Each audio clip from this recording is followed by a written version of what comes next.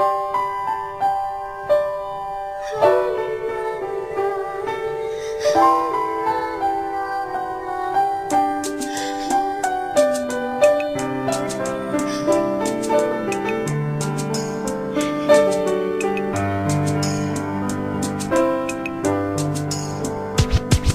was 3 years old nang ikaw ay na-meet. Napahanga ako sa taglay mong bait. Ikaw ang guest ko sa tuwing birthday, pati sa room ko. Ikaw ang display, di ka na nawala sa alaala. Ikaw lang talaga at walang kagaya. Ikaw ang gusto ng mga friends ko, at di ko alam pati parents ko. Ano ba ang meron ka na wala sa iba, at napapangiti pag nakita ka na sa mga poster at maging sa TV. Inaabangan ng iyong movie. Bata pa ako noon nang maramdaman ko to. Ayoko ng iba, ikaw ang gusto ko. At sa aaminin ko, maniwala ka, mas gusto kita kaysa kay Darna. You were always gonna be mine. It's so bad.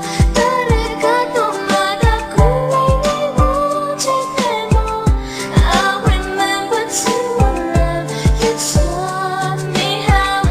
You were always gonna be the one. 희망과 마다 가나시와 무서워 하다시였나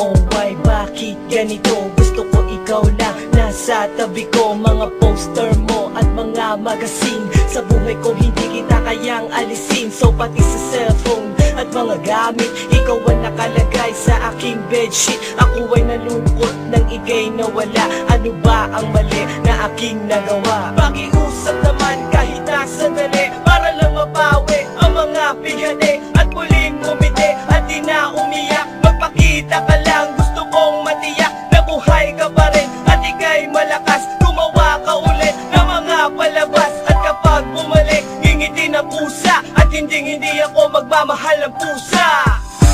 You were always gonna be mine. It's so bad.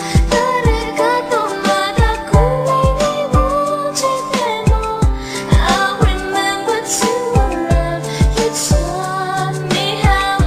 You were always gonna be the one. 희망과 마다 가나시와 무서워 하다시였나